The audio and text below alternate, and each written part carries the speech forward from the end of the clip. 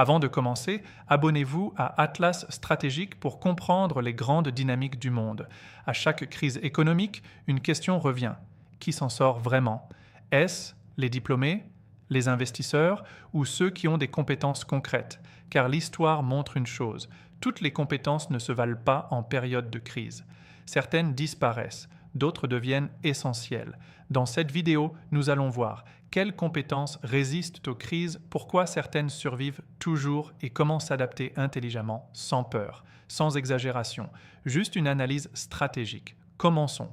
Pourquoi certaines compétences disparaissent en crise? Chaque crise agit comme un filtre. Elle élimine certaines activités, elle renforce d'autres. La réalité des crises. Quand l'économie ralentit, les entreprises réduisent leurs coûts, les dépenses diminuent, les priorités changent.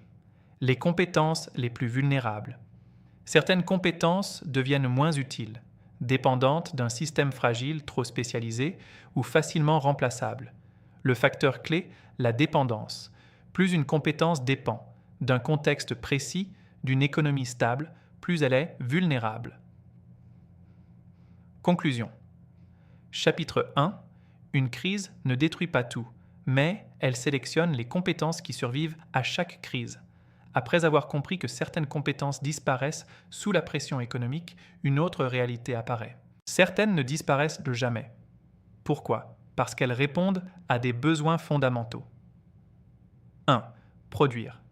La base de toute économie. Quand tout ralentit, une chose ne change pas.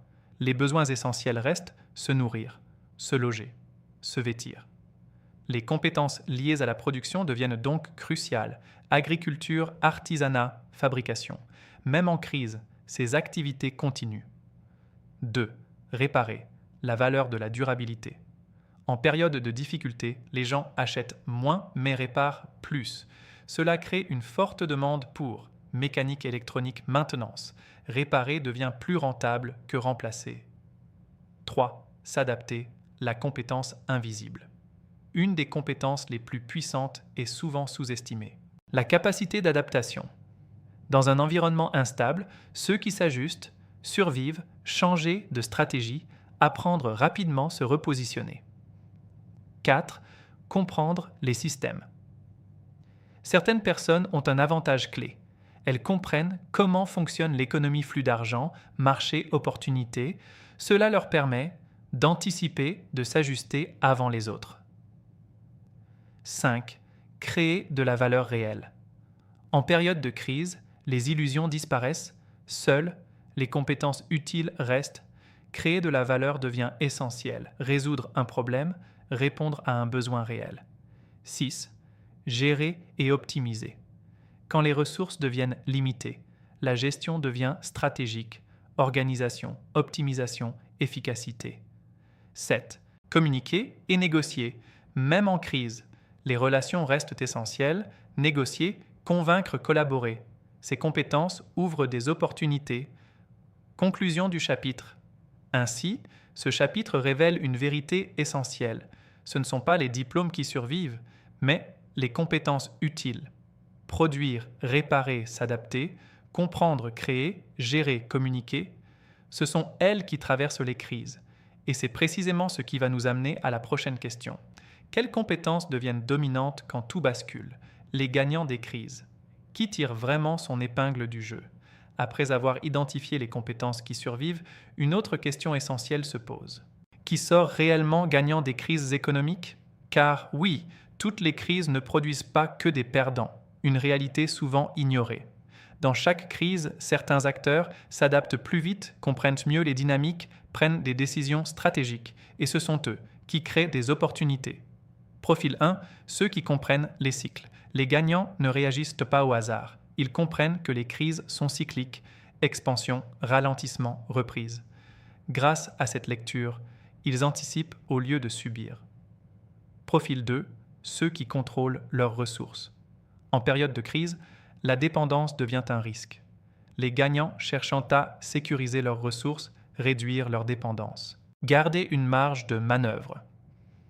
Profil 3, ceux qui investissent quand les autres hésitent. C'est un principe classique. En période de peur, beaucoup se retirent, mais certains analysent froidement, identifient les opportunités et investissent. Profil 4, ceux qui développent des compétences utiles. Comme vu précédemment, certaines compétences deviennent essentielles. Les gagnants sont ceux qui se forment, évoluent, se repositionnent. Profil 5, ceux qui créent de la valeur réelle. En crise, les artifices disparaissent, seules les activités utiles restent. Les gagnants répondent à des besoins concrets. Profil 6, ceux qui restent flexibles. La rigidité est un danger en période instable. Les modèles fixes deviennent fragiles. Les gagnants s'adaptent rapidement, changent de stratégie, testent de nouvelles approches. Profil 7, ceux qui gardent une vision long terme. Pendant que beaucoup se concentrent sur l'urgence, certains pensent à long terme. Ils construisent, ils préparent la suite, ils anticipent la reprise. Conclusion du chapitre. Ainsi, ce troisième chapitre met en évidence une vérité essentielle. Les crises ne récompensent pas les plus forts, mais les plus adaptables. Compréhension, flexibilité, stratégie, création de valeur. Ce sont ces éléments qui font la différence. Et c'est précisément ce qui nous amène à la dernière étape. Comment se positionner intelligemment face à une crise? Comment se positionner intelligemment face à une crise?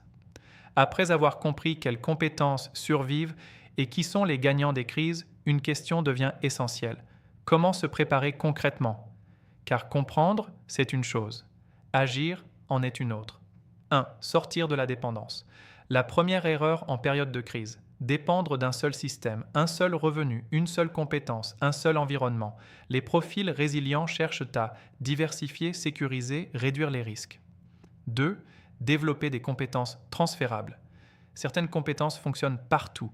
Résoudre des problèmes, apprendre rapidement s'adapter. Ces compétences permettent de changer de direction rapidement. 3. Se rapprocher de la valeur réelle. En période stable, certaines activités peuvent fonctionner sans être essentielles. Mais en crise, seules les activités utiles survivent, nourrir, réparer, optimiser, sécuriser.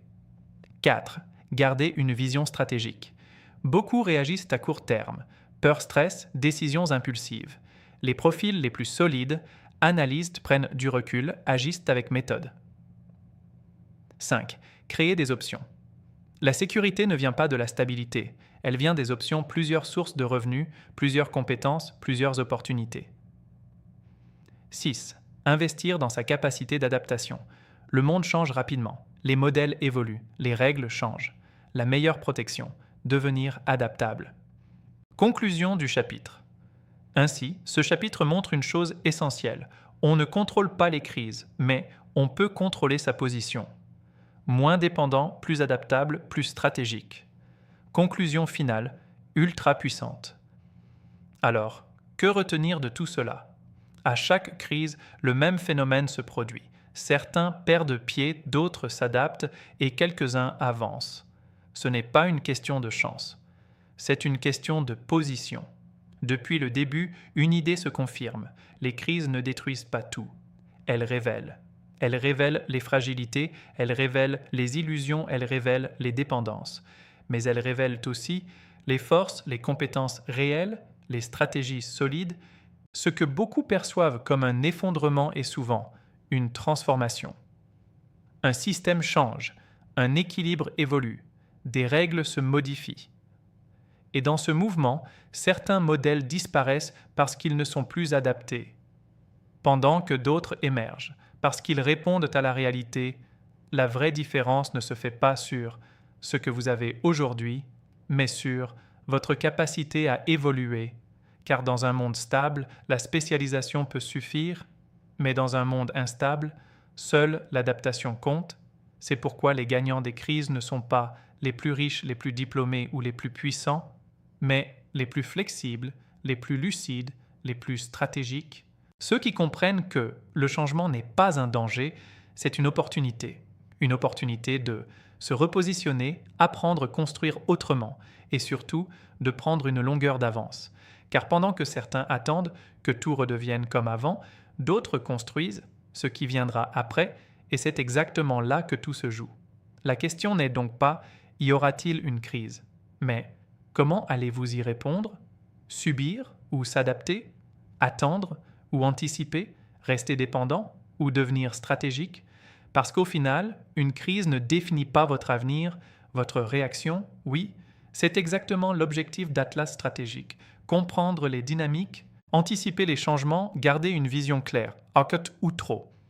Si cette analyse t'a apporté de la valeur, abonne-toi à Atlas stratégique et dis-moi en commentaire quelle compétence te semble la plus essentielle aujourd'hui.